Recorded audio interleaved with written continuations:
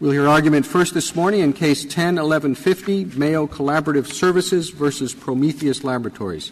Mr. Shapiro. Thank you, Mr. Chief Justice, and may it please the Court. We're here today to urge the Court to reinstate the District Court's decision, which faithfully applied this Court's precedents under Section 101 of the Patent Act. The problem with the Prometheus patent is its broad preemption of a physical phenomenon, which prevents others like Mayo Clinic from offering a better metabolite test with more accurate numbers. And this is a huge practical problem for patients. These thiopurine drugs are strong medicine. Too much of this can be fatal. Too little can leave a chronic, lingering disease in the patient. I'm sorry. I didn't think that this patent covered the actual machine. Mayo is free to develop a new machine. Well, what it can't do is use any number from 400 up until infinity, and it believes that's the wrong number. And it can't have a different standard for a legion of autoimmune diseases, and there are dozens and dozens of them. That's a broad field to preempt the natural phenomenon. It actually is much narrower than that. It's within a range, two ranges actually, and so it has already changed one range, and that's not the subject of the district court's finding, that the lower number it's proposing is infringing. So it's not as broad as you're stating. Well, you see, Your Honor, we believe the correct number is 450 to 700, and that's necessary to cure various autoimmune diseases. And Prometheus took the position that its patent preempts everything above 400, all the way up to infinity, it said, for all autoimmune diseases, dozens and dozens of them. Well, it took that position, but the district court narrowed it to 15%. Well, 15. Actually it didn't, Your Honor. You'll see in that opinion there are two rulings. One is the 15% ruling, which lowers the number, but it said 400 and above all the way to infinity. There's no upper limit on this. So as a practical matter, there's no room for anybody else to offer a metabolite test. And what this means for patients is one opinion in the United States. If you have one of these life-threatening diseases, you get one opinion. It can offer the test. Pardon me? It can offer the test. It just can't recommend the dosage to the doctor. Well, it can't have a test that has a different therapeutic range because that's a preemption. They take tests do two things. They measure something. Yes. And therapeutic range does something else. The test can happen. The doctor gets a number. What the doctor does with that number is a different issue. And what Prometheus submitted and the Court agreed is if you are notified, if you're aware of their range, when you're drawing blood, that's an infringement right then and there, if you're aware or warned by their number. So any doctor in the United States that draws blood and is aware of this range of theirs is preempting. And the practical result is we haven't been able to offer this competing test now for 7 years. When the respondent addresses this, will they take issue with the way you describe what has been preempted, or as you read their brief? We'll ask them, but as you read their brief, is this crystal clear? Well, you'll see, Justice Kennedy, in the district court, they argued for any number above 400. It's 400 and above is what it says. And they said there's no upper limit on that. The district court found that. That was their position. In thinking about what's preempted, I looked at the Dyer case involving the rubber molding and the constant monitoring. And if you could take an analogy from that, let's suppose that there was a system of measurements that you take every half hour, which constantly monitor how a drug is being retained in the tissues, and that there is a protocol for the admission of some 2 or 3 different drugs to get the balance right. In other words, it's much more complicated.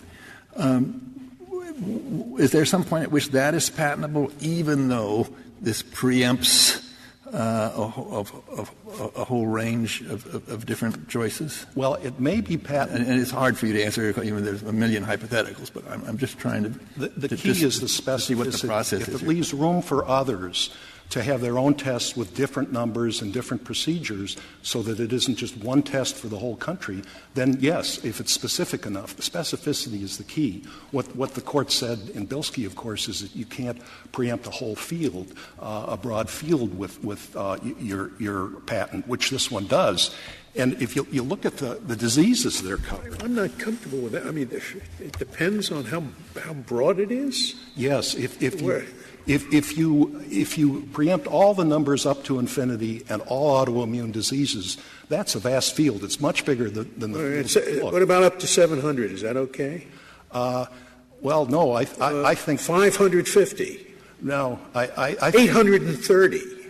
No. I mean, how are we supposed to apply that well, kind of I think doctors have to have freedom to make their own judgments about these natural phenomena. Above 830 or below 830? Which? Well, I think this seems to me not a patent rule that we could possibly apply. Well, it's the rule, I believe, adopted in Bilski and in Fluke, that you can't wipe out a whole field so no one else can have a competing test. The result for the public is that these numbers would be frozen for 20 years, and a very serious person couldn't get a second opinion from Mayo Clinic, which uses different numbers. That's why doesn't any medical patent rely on natural processes? I mean, even if you invent a new drug, what that new drug does is natural. It affects the human physiognomy in a certain natural way. Oh, yes. Is it therefore precluded from patentability? No, it's not. And in fact, this. So what's different here? The difference is the specificity. If you invent a drug which has a particular chemical formula, others can invent other drugs. There's room for competing drugs in the medical world, and you'll have many patented drugs. I thought your answer to Justice Scalia would be, and please correct me, the difference is that what the respondent is claiming is a patent on the measurement of the result. Yes, it is a patent on the measurement. You're giving it different answers. I mean, that's how I would have answered the question, but that's obviously not the right way to do it. I think that's one part. Well, that's another one of your arguments. But one of your arguments says you can't patent nature. You can't patent nature. Right. And that's correct. Relates to the question that I asked. But tell me why you can't patent nature then. Because of the law of nature doctrine that's existed for 150 years in this court, Congress has never disagreed with that. Pieces of nature can't be monopolized. Neither can formulas. Yes, nature always has a reaction to the drug. Pardon me? Nature always has a reaction to the drug. Yes, so all doctors, that's part of the storehouse of information. All doctors can look at that reaction. They can calibrate it the way they see fit. They have different opinions, and it's important for all of us that they have those different opinions. We found that the numbers that they were using were way off for skin disorders, dangerously high. 400 is the wrong number. The correct number is 150 to 300. Now, it's very important for patients to be, with life-threatening conditions, to be able to get that information. All right, but how do you I see that. I will spare you the reasons why I think the law of nature doctrine exists, because they're not relevant to my question. My question is, I think it's Hornbook law that the law of nature cannot be patented. Yes. It is also Hornbook law that the application of a law of nature can be patented. Right. All right, so in this case, what I think the claim is that we are applying a law of nature. Now, we read the words of applying it, administer a drug, determine the level. And then it uses the word wherein, which I'll ask them what that means. So they say those two words, administer the drug, determine the level, are the application of the law of nature that they found. Now, there's something odd about that, in your view, yes, at least, and I want to know what. For us, the real oddity is that this numerical calibration that they've given extends up to infinity, and it precludes every other blood test. I suppose it didn't. Suppose I discover that if I take aspirin, someone takes aspirin, I discover they take aspirin for a headache, and I say an amazing thing. If you look at a person's little finger and you notice the color, it shows the aspirin you need a little more. Unless it's a different color, you need a little less. Now, I've discovered a law of nature, And I may have spent millions on that. And I can't patent that law of nature. But I say I didn't. I said apply it. I said look at his little finger. Sure. Okay? Is that a good patent or isn't it? No, it's not. Why not? It's not a good patent because you can tell me why not. I'll have an understanding of where you're coming from. Well, because you've added to a law of nature just a simple observation of the man's little finger. Now we're into the problem, and that is the problem of how much you have to add. Yes. If you look at the Court's cases, they seem to say Fluke one thing and Deere another thing. And so what is your view about how much has to be added to make it an application of a law of nature, and how would you put that in words? There are several things that it can't be. After Bilski, which reaffirmed what was said in Fluke, a conventional step isn't sufficient because that's just adding a law of nature to prior art, and prior art plus prior art equals nothing that is patentable under the Fluke decision. And also, the step that you add has to narrow your preemption. Excuse me, does that render it non-patentable because it's not novel? Is that the reason why it renders it non-patentable? Well, that's not what we're talking about here. We're not talking about novelty, are we? No, we're really not. What the Court said in Bilski is that a conventional step plus a law of nature isn't sufficient. And what the Court explained in Fluke is that the law of nature is part of the common domain.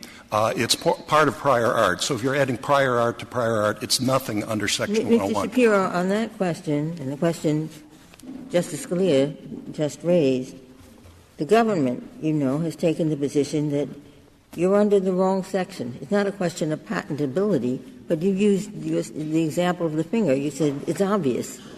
So why didn't you raise the sections that the government says would have been the appropriate ones on novelty or anticipation of prior art and obviousness? That's a very important question for the medical community. They need a robust Section 101 standard because under 102 and 103, you could patent E equals MC squared.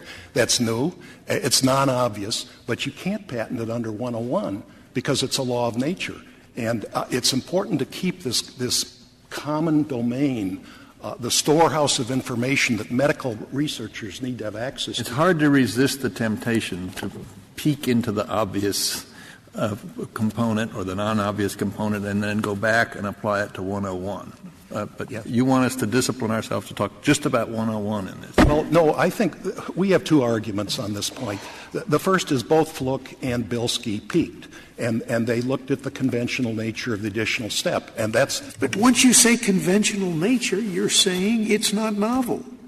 If the step is not conventional, it's okay. Why? Well, because it's novel. This is the Court's 101 analysis in both Fluke and in Bilski. So we rely on the latest decision, Bilski, which took exactly that peak. But the other part of our answer is you don't even have to peak. If the step doesn't narrow the preemption of the natural phenomenon, if it's just an incidental step that you need to use to observe the natural phenomenon, which the Splud test is, you can't see the natural phenomenon. You're getting warmer, but the words, look, a simple conventional step. You see, whether it's true in this case or not, discovering natural laws is often a very expensive process. Oh, yes. And there's lots of investment to be protected. Oh, sure. But they can't, okay? So now you're going to say, well, what do they have to add to that? And now we run into problems, because if you have to just not look at the law of nature, don't look at it when you decide whether it's novel, that not only runs into conflict with prior cases, but it doesn't make much sense, because really the novel thing is often the law of nature. But you say you have to add something. Yes. What? Our view. Now that's what do you have to add? And it can't be that you take the law of nature out and look to whether the rest of it meets the patent criteria. It's pretty clear in the law, and I can give you reasons why, but forget the reasons. But look, what do you want to say the rest of it has to add up to? In our view, the rest of it has to add up to some step that limits the natural phenomenon so that you have a concrete, specific. You're going on the limitation thing, so you're going to say reject all the 15 fancy hypotheticals. I'll also spare you. Well, in the but it's pretty easy to think of the same problem you have, which doesn't have this infinity in it. In the Deere case, which unfortunate we have to deal with. In the Deere case, the natural phenomenon was limited with steps that confined the invention to a specific machine with doors opening and closing, temperature being monitored, so a product was cured. It was a very specific, concrete invention. I don't know what you keep saying you have to limit the product. Yes. But you told me that there's a different range for the treatment of skin diseases. Yes. So presumably there are different ranges for treatment of other diseases. Absolutely. So this patent has not limited exploration in there. You're claiming it has. That's an issue that your adversary can speak to. I think they say no in their briefs. But the point is, there's still a limit to their range. You're claiming at one point they said it was limitless. But if we disagree with that, well, how do you answer Justice Breyer's question? Here's what they say. Joint Appendix, pages 13 through 14, the second volume. This is their patent. This is what it covers. It covers hepatitis, lupus, Hashimoto's disease, Graves' disease, Addison's disease, diabetes, arthritis, and they say it even covers organ transplants. It covers heart, kidney, and liver transplants. So it covers every autoimmune disease, and there are dozens and dozens of them, and they do have different numbers. So that's the key point. Do we add up all of the diseases in the world, all the potential diseases, and pick a percentage that this covers within that range? Well, I think Justice Breyer is asking you for something that doesn't involve that involves some greater answer to the issue of limitation. I think what the Court did in Fluke and what it did in Bilski is ask if a broad field is being preempted. This is broad numerically. It goes up to infinity. It covers dozens and dozens of autoimmune diseases. What if they just split up the patent? They got one patent number for arthritis, another patent number for transplants, another patent number for each one of the autoimmune diseases you're talking about. Well, would each of them be okay? No, it wouldn't. That would be LabCorp, where there was just one malady in the patent. It was vitamin deficiency with a natural correlation. And Justice Breyer's opinion explained that is too preemptive of the natural phenomenon. Yeah, but what my opinion lacked, frankly, and that's sometimes the virtue of a dissent in such a case, it lacked, and Novartis points this out very well in their brief, it lacked an explanation as to why what I thought was a patent just said, observe the correlation. Yes. Why isn't that an application of the law of nature? And if you look to LabCorp's dissent to find an answer to that question, you're better than I, because I couldn't find it. Well, if observe that's another area of the breadth of this patent, because there's no specific action the doctor has to take. If the doctor has been informed of their range and draws blood and thinks about it, that is infringement. And a doctor here was accused of infringement, treble damages sought against this hospital, and an injunction because she thought about this correlation, and she had completely different numbers. Is there, Mr. Shapiro, is there a patent that Prometheus could have written that you think would have met the 101 test? Certainly. They could have said when you reach 400, a real number, a specific number, you adjust the dosage by 20%. That's a treatment patent. So if they had added a treatment protocol, that would have been a completely different case? Yes. And what makes it a completely different What makes case? it different is that leaves room for Mayo Clinic to come up with different numbers that it believes are more accurate and more helpful for patients that are suffering from these life-threatening diseases.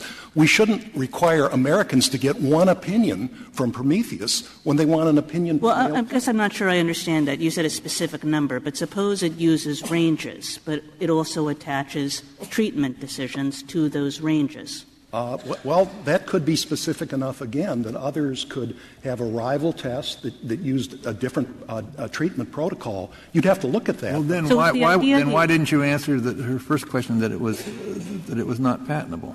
I have the same. I think I'm having the same. I think it would be patentable. Why can't you just go? The hypothetical was one range, one result. One measurement, one result. suppose that just continued over a range. And they said if it's 40, then you have this. If it's 50, you have this. Well, I don't think they can wipe out the entire field so that others can't have rival tests that use different numbers.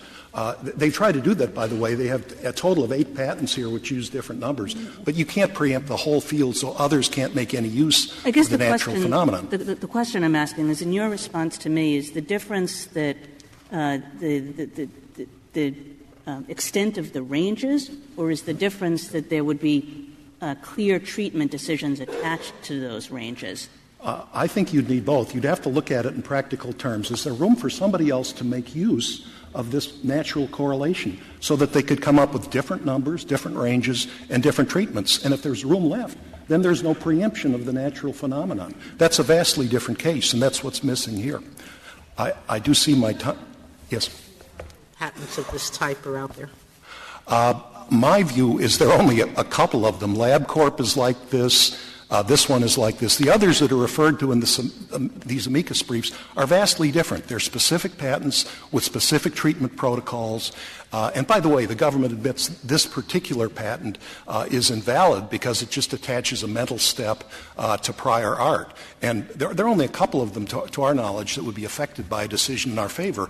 But a decision in our favor would protect the storehouse of information that doctors really need. They have to be able to look at the body's reaction to injections, pills, chemotherapy, radiation, and different hospitals have to have different opinions to safeguard the health of our people.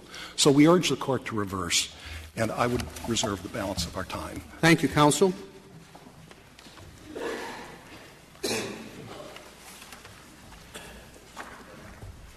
General Verrilli.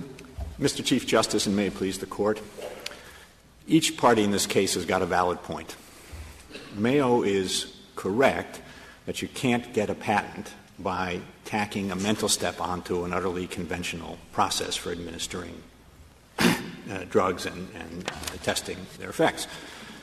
But that is an issue under Sections 102 and 103 of the Patent Act. Mr. Shapiro just told us, when I asked him that question based on your brief, the people need to know up front that this is not a patentable subject matter. Very important that it be 101 and not 102 and 103. So how do you answer his rejection of the adequacy of anticipating prior art or obviousness? I think the answer, Justice Ginsburg, is that from the perspective of the United States and the PTO, it's exactly the opposite, that importing these taking, as Justice Kennedy suggested, taking up the temptation to import a look into novelty and non-obviousness into the 101 inquiry is going to be very destabilizing. That 101, as Bilski said, is a threshold eligibility test, and the question is whether there is a process. Here, there is a process. It's the administration of a drug that changes the body chemistry, and there's then a test to determine the extent of the change, and then there's an inference at the end of the test. That's a process. In your test for that, I see on page 9 of your brief, you say a classic patent-eligible process recites a series of acts performed in the physical world that transforms the subject of the process to achieve a useful result. So I have a great idea. You take wood, you put it on a grate, you light it, and you get heat. That recites a series of acts performed in the physical world that transforms the subject of the process, the wood, to achieve a useful result, which is heat. So I can get a patent for that. No, it's not novel. No. Well, let me put it. That's patent eligible. But that's our point, Mr. Chief Justice, that the right way to look at this issue is under 102 and under 103. And Why is the question? Yes. Because anything can be transformed into a process. Look at those real estate ones. Lawyers ones. I have a way of making a great argument in the Supreme Court. You could patent some of your arguments. Why not cut them off at the pass? That is, if you're really prepared to say, it has to do with process, not machines. In the 19th century, not many patent processes were granted. So they're rather special because of this special problem the Chief just noticed. So why not cut them off at the pass if you're prepared to say? I'm sorry. Well, I'll add a little bit to this because I'm questioning what you say here in the other direction. You say if you just look at everything minus the law of nature, and that is a process that's otherwise known or obvious in light of the prior art, you can't patent it. That seems to me maybe it goes too far the other direction, because we know that a lot of work goes into these laws of nature. But our position all right, all right, so they're both parts, but I'm more interested Your in Honor, the if I could, I do think that one has to think about if what — this seems like a straightforward case on these facts, but if one thinks about the principles that Mayo is advocating and applying them in a different set of circumstances, I think you'll see the problems. Take, for example, nuclear stress tests that cardiologists use. That's a process. The patient gets on a treadmill, the heart rate gets elevated, radioactive dye gets put into the body. It allows an image to be taken of the heart with an X-ray machine that improves treatment. Now, the transformation there is, as in this case, incidental to the process. It's not the point of the process, but I don't think anyone would suggest that's not a patentable process, but under Mayo's test, it's not a patentable process. Similarly, I think — I'm sorry, Mr. I was just Justice. going to say, what is the great advantage you see of putting this critical question off until the 102, 103 analysis, rather than cutting it off at the beginning, 101, which I understand your friend to say is very important because you don't want people to have to pause terribly long to see if this is something they can do? As a practical matter, at the PTO, Mr. Chief Justice, doesn't make any difference because the PTO examiner gets a patent application and answers every question, 101, 102, 103, 112, makes a decision about all of them. So it's not going to lead to any benefit at the PTO. What about litigation? It is easier to throw something out at the threshold level, isn't it, than to move it further down the line? Not if one moves the novelty and the obviousness inquiries from 102 and 103 into 101. You've just taken the complexity. Well, I'm not so sure. We're talking about summary judgment. It seems to me that rough rule that summary judgment would be much easier under 101 than 102 and 103. I think this case is a pretty good illustration, Justice Kennedy, of why that's not true. Think of, if I may pick up on the question Justice Scalia asked my friend, think of all the trouble we're having in this case figuring out what the standard is. How much preemption is too much? How do you even figure out the scope of preemption? What you're actually doing here is multiplying a whole new set of very difficult, complex questions that you don't have to answer. General, I read you in part as saying, don't worry, because if something strikes you as wrong with this patent, we're going to catch it under 102. And I guess I'm not sure why that's true. There was novelty here. There were some doctors who figured out some new things, which was new ranges of effective drug treatment. And so why do you think you're going to catch this as a 102 matter? If there is a problem here, it seems to me not the fact that there was something new. There was something new. It's that it's something else. But there was no new process, Justice Kagan. There's exactly the same process that already exists with a new inference drawn at the end, and that's why you can capture this under 102. And I do think it's important to think about in terms of the points Mr. Shapiro is making. If this patent had involved, instead of standard old blood tests, had involved a breakthrough new test that allowed one to measure metabolite levels in a way that could never have been done before, of course the person who invented that could get this patent, even though it would have the excluding effect that Mr. Shapiro has identified. Similarly, if the drug is a breakthrough drug and a patentable drug, any use of the drug during its patented period, including a use in a test like this, would be an infringement under 271. What about Justice Scalia? What about the discovery of a new physical change in the body caused by an old drug? You find that it affects another part of the human system. Is that discovery patentable? Well, I think that's a harder question, but there are, for example, and I think the Court was looking at some of this in the Carrico case on Monday, these follow-on patents with respect to pharmaceutical products where you patent it originally for one use and then you can later patent it when you discover a different use. And, in fact, there's an entire regulatory system set up to deal with that. So I do think there are circumstances in which that can be patentable, yes. Could I ask you about your argument that the correlations that were discovered and that are involved here are not natural phenomena because the thiopurine drugs are synthetic products of human ingenuity? I found that a little difficult to understand. Suppose someone discovers the level at which a human pollutant that's present in the atmosphere, in the air or the water has an adverse effect on human health. Is that not a natural phenomenon? The existence of a pollutant in the air and its effect probably is a natural phenomenon, but the difference here is that there's a conversion of the natural body chemistry. The metabolites wouldn't be in the body but for the administration of these drugs. And I do think if one were to say that that's an unpatentable natural phenomenon, and this is what I mean about the destabilizing risk of thinking about this as a 101 issue rather than 102 or 103, you're going to call into question lots and lots, thousands in fact, of medical use patents where the patent is administer a therapeutically effective dosage of this drug in order to treat this disease. Yeah, but this drug is patentable because it's a what is the third word? You know, it's a combination of nature. It's a composition yes, of matter. Breyer, but those patents are not on the composition of matter. No, those they don't have process to be. patents. You say you'd say that where it's a new use, there was some specifications, and the specifications limited the area to over here. I think. Tell me if I'm wrong, because I'm really asking this question.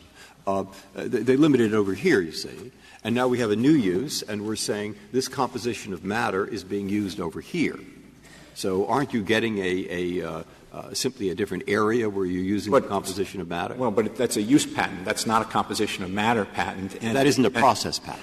Yeah, so it's a process. That is a process patent, and the problem would be if one says. All right, I'll finish your sentence. If one says that it's non-patentable because all you're doing is patenting the application of a law of nature, you're invalidating all those process patents. Thank you, General. Mr. Bress? Mr. Chief Justice, and may it please the Court. I'd like to start out, I think, with answering the question about what these patents cover and what they don't. And I'm going to answer that really not because I think it has any relevance to the 101 issue. I actually don't think it has any relevance to 101. And I'll explain that it does perhaps have relevance under 102 or 103 and why the difference matters, if I may. So the district my friend is correct that in the district court, at the initial infringement stage, before the court decided validity of the patent, we argued that the right way to look at our numbers was that we were claiming that if a doctor correlated or associated a number greater than 400 with toxicity, that's what we were claiming. That would be within our claim. And if the doctor correlated under 230 with not enough drug, well, we were claiming that as well. Now, the district court agreed with that and said that those were the ranges, but then it confused things a bit, and that's where we get to the 15% plus or minus point. The court also said, and by the way, I think this is a correct reading, that when we said about 400, that means plus or minus 15% of 400, and about 230 plus or minus 230. And then the court held that there was infringement, but it held it for two different reasons. It said that the patent for Mayo, the product Mayo had, which, by the way, was awfully close. It was 235 to 450, fell within the 15% on the top side. It didn't look at the bottom side for purposes of this decision, but 450 was within 15% of 400. And it also said it violated it because 450 is greater than 400. At the Court of Appeals, we argued that the right way to read the district court's opinion was that you had to actually do that comparison, that the ranges, the 15% mattered, and that the doctor, in order to infringe, would have to look at the result and say, is this or isn't this greater than 400 and compare it to 400 or 230. The Court of Appeals accepted that reading of it, and that reading wasn't disputed by Mayo. And on page 38 of the Court of Appeals opinion, the Court of Appeals says has to be compared to a predetermined number. I think you could go either way on this. I think, frankly, the Court could go back to the district court and look at that, perhaps, But the problem with that is that there was no objection at the Court of Appeals, and I think any objection to how the Court of Appeals understood it is probably waived at this point. Now for why it doesn't matter. If there's a problem with the broad ranges here, in other words, if there's a problem with the fact that we're saying over 400 indicates toxicity, let's think about what is that problem. Suppose we're right. I mean, at this stage, the Court certainly can't presume we're wrong in that. So let's suppose that we're right. If we're right, then we're simply claiming the fact that we found, that after you administer the drugs and determine the metabolite level, if it's over 400, it indicates toxicity. And that's a natural phenomenon. It's according to a law of nature, and I will agree with that, Your Honor. The term natural phenomenon, as this Court has used it, for instance, in Chakrabarty or in JEM, has referred to the difference between things that exist in nature with the intervention of man and things that exist without the intervention of man. So, for example, photosynthesis would be a process that is a natural phenomenon. On the other hand, crossbreeding plants to create a new variety, that wasn't a natural phenomenon. But if photosynthesis is induced by a lamp inside a building, then it's not a natural phenomenon? I think you could probably get a patent. I think you could get a patent, Your Honor, on the use of a lamp to induce photosynthesis. But you couldn't claim the underlying process, is all I'm saying, of photosynthesis. I thought of two examples that will try to get you to talk about the problem that's really bothering me here anyway. I'd love to, Your Honor. Well, a patent for, we've discovered at some expense, what counts as too little fertilizer and what counts as too much to make plants grow. Certain kind of fertilizer, very common. So less than a quarter of an inch, forget it. More than half an inch, you're going to burn the plant. Imagine that. Law of nature, absolutely, about the chemicals in the fertilizer. Patent, a method for determining when there's too little or too much fertilizer. Put some fertilizer on a field and measure how much there is. Wherein less than a quarter of an inch is too little, and wherein more than half an inch is too much. Second example, Einstein never lived, but at vast expense, you invented E equals mc squared. Okay. A method for measuring energy, which is very useful, that comes out of a cyclotron. Put some stuff in a cyclotron, measure the stuff in, measure how much it comes out, and keep it wherein the missing part is think about wherein. No, it says wherein the missing part will be calculated as an amount of energy according to a formula E equals mc squared. Now, if your patent is valid, why aren't the two I just mentioned? Okay. And if the two I just mentioned are valid, there is something wrong with this picture. Okay, Your Honor. I'll answer them in turn, and then hopefully I'll get back to my range and explain what the 102, 103 problems are with that for you all as well. The first patent you've discussed, which is how best to use fertilizer, essentially, to grow plants. Patent-eligible subject matter, but clearly novel, and novel in a way that you could get rid of on summary judgment just as fast as you could get rid of it on 101. There's no advantage, in other words, to saying I'm going to label my summary judgment motion 101 and import lack of novelty into that versus saying I'm Where's the lack of novelty? Nobody has these numbers before. They always thought it was a quarter of an eighth of an inch, and he's huge novelty. Your Honor, the law, as you well know, recognizes that under Section 103, if something would have been obvious to someone with ordinary skill in the art. I mean, my point is eighth versus, assume with me, the eighth versus quarter of an inch, which is the law of nature part, is not obvious. Your Honor, the first person who came up 10,000 years ago with the best way to use fertilizer in a way that nobody had ever done before would presumably get it. If your question is at what level of sort of microns you can draw the line between obviousness and novelty, those are their questions. No, my question is what has to be added to a law of nature to make it a patentable process?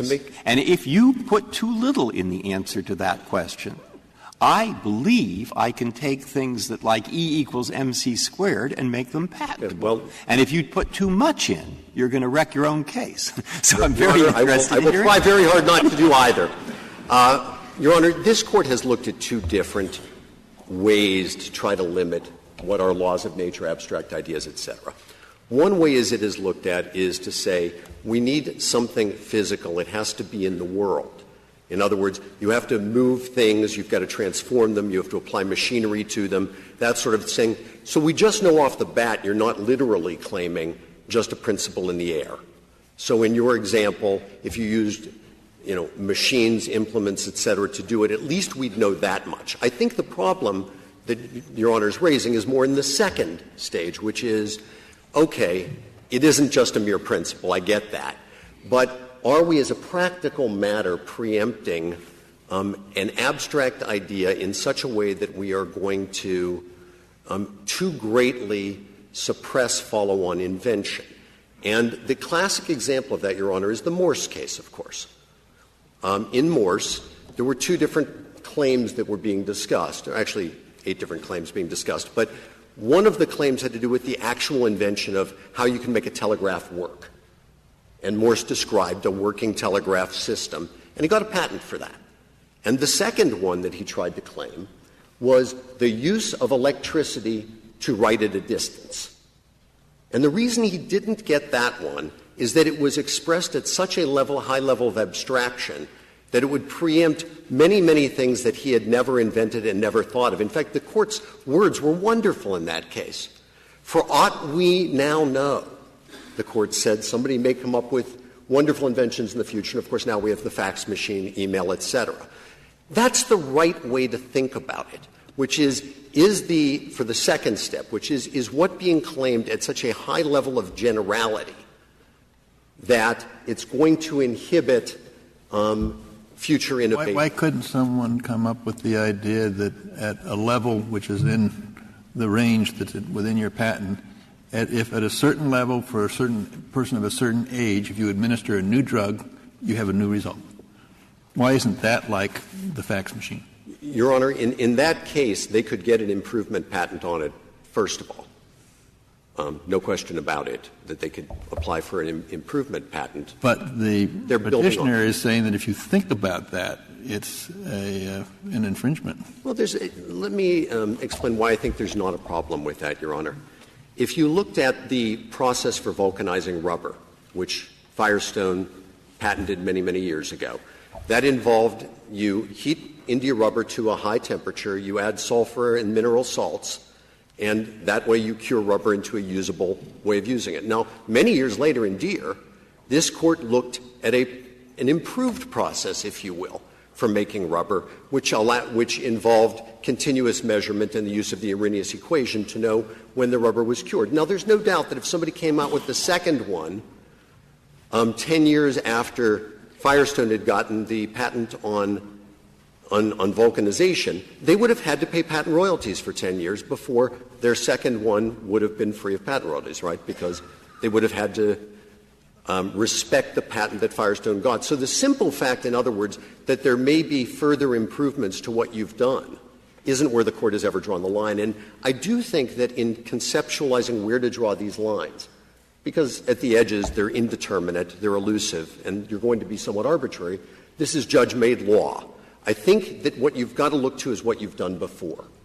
And if we take this case in the spectrum of what this Court has looked at, where you've got Morse on one side, on that same side you've got Benson, which was simply a formula for converting binary-coded decimals to pure binary, which the Court said you could use for an infinite number of uses. It was way too broad. If you look at Bilski, a general way of the concept of hedging. Now, Bilski was limited, admittedly, and this Court discussed it, and said, well, they've tried to limit it with the conventional step of having the inputs determined by random analysis techniques. I'd like to focus on that for a second, because the Court said that was not significant extra solution activity. It wasn't enough to either render the process a physical one in the world or to narrow its scope. Well, why is that? Because random analysis techniques are themselves just an abstract idea. So you were adding one abstract idea to another one, and it's no wonder the Court found that it didn't narrow it to a patentable scope. Now, on the other side of the line, we've got cases like Tilghman.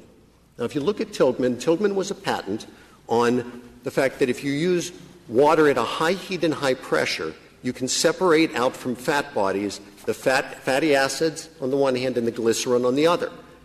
And this Court approved a patent process on that. Now, that's, of course, a natural law, Justice Alito. No question about it in terms of, is it a law of nature that makes you do that? Yes. But the Court was comforted in that case by the fact that the patent wasn't trying to generally monopolize the idea that water at high pressure and temperature is going to, in general, break bonds of chemicals. And it wasn't trying to either monopolize the whole idea of how you can separate fat acids and glycerin from fat bodies. There are other ways, including the use of sulfuric acid. Let's place this case in the continuum. Now, we're not trying to pat the general broad idea that you can use metabolite readings after you've administered a drug to determine what the best level of the next administration might be. That would be kind of like the Morse patent, and that's not what we're doing. What we're talking about here is, a very specific class of drugs, they're thiopurines. But, Mr. Bress, here's what you have not done. What you haven't done is say, at a certain number, you should use a certain treatment. At another number, you should use another treatment. So I guess the first question is, why didn't you file a patent like that? Because that clearly would have been patentable. Everybody agrees with that. I agree it would, Your Honor. Two responses, if I may. And I think that the difference people are noting, or some people are noting, is that this is not a treatment protocol. It's not a treatment regimen. All you have done is pointed out a set of facts that exist in the world, and are claiming protection for something that anybody can try to make use of in any way, and you're saying you have to pay us. All right. Your Honor, I don't agree with that description, but let me explain why. I thought you might not. All right, Your Honor, first of all, most of the claims here have three steps. So you've got an administering step, which clearly carries its own benefits with it. It's not novel, but it's certainly a process step, and in and of itself could be a process. We couple that with determining. You determine the amount of metabolites, and the next step gives the doctor valuable information in order to decide what to do next. Now, why didn't we say, if it's over 400, you must decrease? Because that doesn't correspond with how doctors practice medicine, Your Honor. So, for example, you've got a patient for whom you've got a particularly sharp outbreak of Crohn's disease. You may well be willing to go above the normal 400 level if your other tests, your liver toxicities, your white blood cell counts, et cetera, tell you that for this patient at this time, given that condition, I'm willing to risk some additional toxicity. On the lower end of the scale, you might have somebody under 230 who seems to be improving. They seem to be moving towards remission. Why push it? Why increase? And this is not unusual, and that's one of the things I think I've got to stress here is the notion of a patent only in the end producing information is old in this country. And by the way, to produce the information, you're always going to have a step at the end that is some kind of an algorithm. It might be a very simple one, but that takes the data, the raw data, and turns it into something useful. So, for example, in the 19th century, there were patents on the use of electricity to locate veins of ore and valuable minerals in the ground. Now, that patent didn't say, after you found it, you've got to dig it out. And according to Mayo, that would have to be the next step. But, of course, you might have reasons for digging it out or not digging it out, depending on your finances, depending on how deep it is, depending on what kind of ore it is, et cetera. There were patents on how to navigate your boat in the fog. It was a primitive sonar-based method. And it didn't tell you in the end you must steer your boat to X and go there. It just told you a likely way to go. What about a process that all the steps are it's a process to generate some useful information? Yes. Right? Fine. And the only new thing about it is the useful information. Anything like that in history, any patent case that comes to mind that you say that was okay? Can you think of one? Actually, Your Honor, yes. What? Good. That's what I would like to know. Certainly. For example, there was a patent on and I can talk about modern ones too, of course, but there was a patent on how to find where there is a leak in a water main. And it was using vibration of the. No, that's not what I'm thinking of. I'm thinking of a patent to find useful information that chickens can only eat so much chicken food that nobody's ever known before, It's okay. Now, there's something like that. But they tell you the useful information that's going to be found right in the patent. In other words, we have a patent to discover some useful information, and here is the useful information, and now that's what they're complaining. I'm not sure that I'm understanding, Your Honor, because the patent that tells you where to find the ore is telling you what you're going to But you don't know what you're going to find because you don't know how much ore you're going to find. Let's see. Okay, let me think about it. Well, and if we talk about modern days, because I think it's helpful now to move this forward, the Court has never suggested there's an extra statutory limitation that prevents patents on developing useful information even if they have a mental step at the end. And what do we have today? We've got inventions out there that, through identification of biomarkers or measuring the biomarkers, allow us to know which of 10 particular cancer drugs is going to work for a particular patient. We've got patents on methods that allow us to identify the likely location and size of the next earthquake in the San Andreas Fault. We've got patents that allow us to determine where there is a crack and what type of crack in a nuclear reactor core. Now, according to Mayo, because all of these patents end with a mental step that produces information, they're no good. Or perhaps if you look at them and say everything up to that algorithm at the end is old, you can't get a patent because you lack novelty. Now, it may be in fact, depending on the particular invention, that you should lose for lack of novelty on one or other of those, or that you should lose for obviousness. But under 101, these are precisely What's your view? Okay, Your Honor, I'm happy to address that too. The answer is no, and here's why. You should not lose it. You should not lose it. This is why, and I'll use my own case as a wonderful example. So, in our case, what existed before in the prior art, so to speak, was people knew that you could administer thiopurines for these particular diseases. And by the way, they're not all diseases. We do specifically exclude in these patents, for example, host versus graft disease. We exclude leukemia, et cetera. They're not in the asserted patents in this case.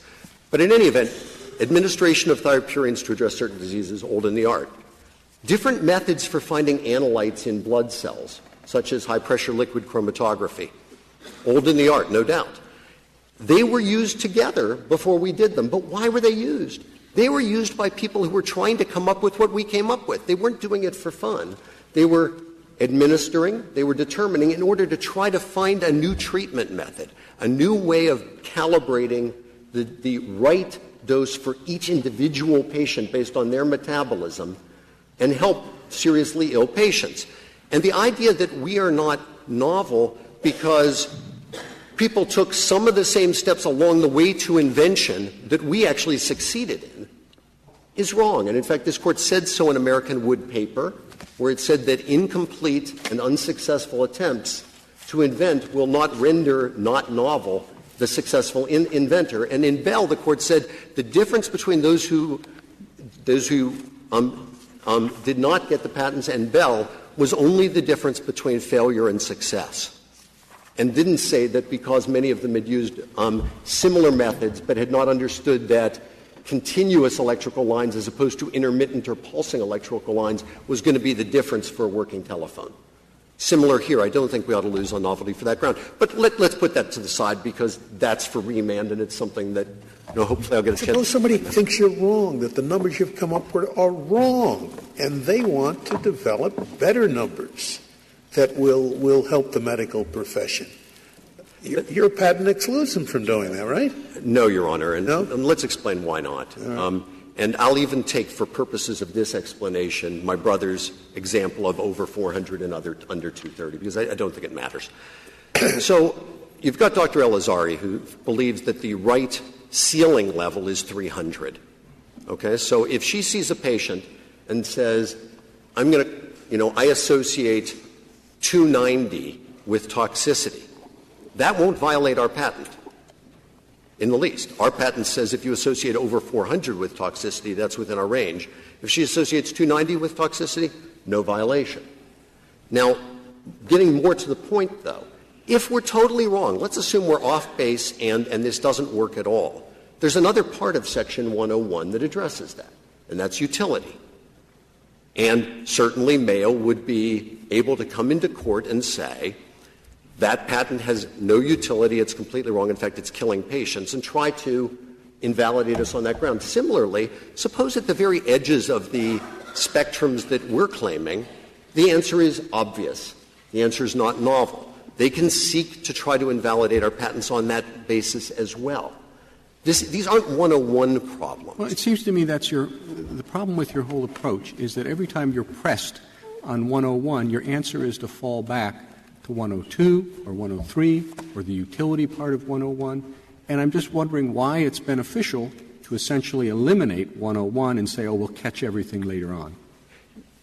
Thank you, Mr. Chief Justice. I appreciate the question. I think that the answer is that when the problem is lack of novelty, when the problem is obviousness, the right place to go are the sections that actually have very clear rules on how to apply those. And that the problem with taking a shortcut in that instance is essentially the court would just imbue its own notions or preconceived notions of what should be patentable and pour it into it as opposed to following those rules. And, of course, if you're going to follow those rules, you might as well follow them under that section. Now, it doesn't completely leave 101 bereft. This Court has said 101 is very broad, but it does have limitations.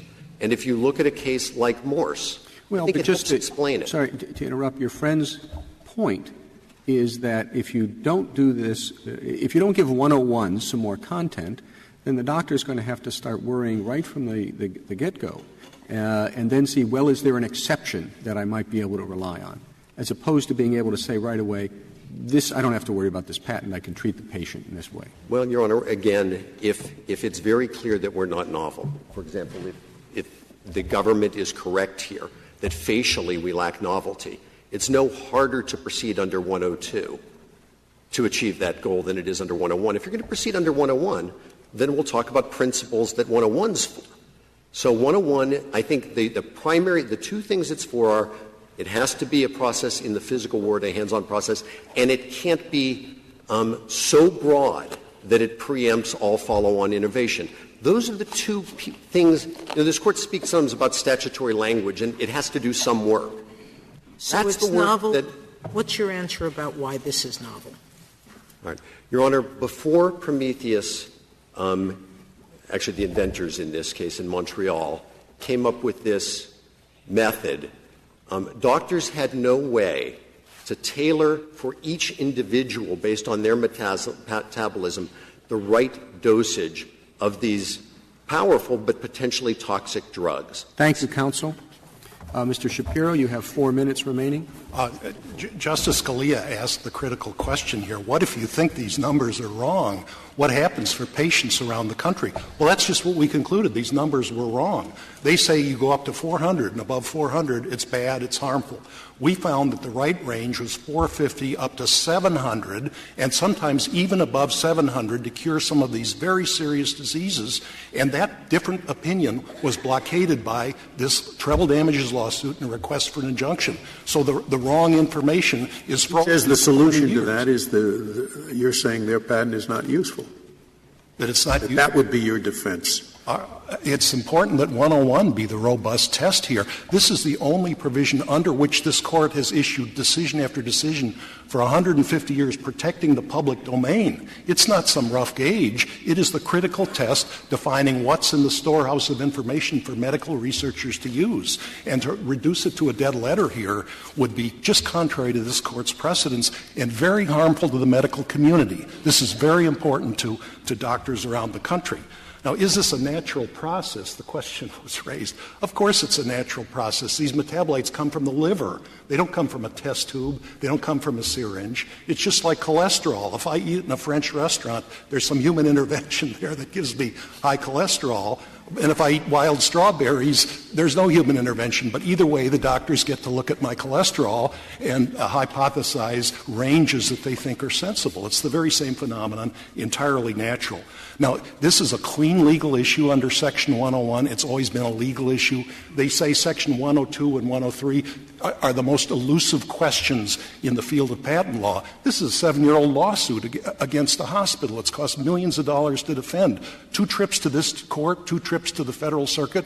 We're still litigating this treble damages case. It should be terminated under this Court's precedents, as the district court did, giving summary judgment. I guess my problem is if we call this just simply a application of natural phenomenon or of a natural process, why are treatment patents at all permissible? Meaning, if someone finds out that at level 300 it's bad and tells doctors to stop, that's natural too. Yes. Well, I think that's right. That is a second issue. But the first issue here is the breadth of the preemption, which precludes anyone else in the country from saying, as Justice Scalia did, those numbers are wrong, and patients can't use those numbers safely, or they won't get cured of this disease. For 20 years, the public is stuck with the erroneous information. Now, counsel suggested it's narrow preemption because it doesn't cover host versus graft or leukemia. Those are not autoimmune diseases. Every autoimmune disease is swept in here, and there are dozens and dozens of them. They have different characteristics. You don't take a one-size-fits-all approach to autoimmune disease. There are different numbers for different diseases. That's what Mayo was trying to do, to have some personalized medicine for skin disorders. And they said that is an infringement, and we're entitled to treble damages and an injunction. Now, is this like the Morse case? Yes, it is like the Morse case. Prometheus is trying to preempt diseases it never researched, and it's trying to preempt numbers that differ from its numbers fundamentally. They had the number 7,000 in their patented number. We thought the number should be 5,700. This is a very dangerous, toxic drug. If you get the wrong number set in concrete for 20 years, that is a huge problem for patients, and there are millions and millions of patients suffering from autoimmune disease. So we urge the Court to protect the research process here that's so fundamental to American health and to economy and the healthcare industry. We thank the Court. Thank you, counsel. Counsel, the case is submitted.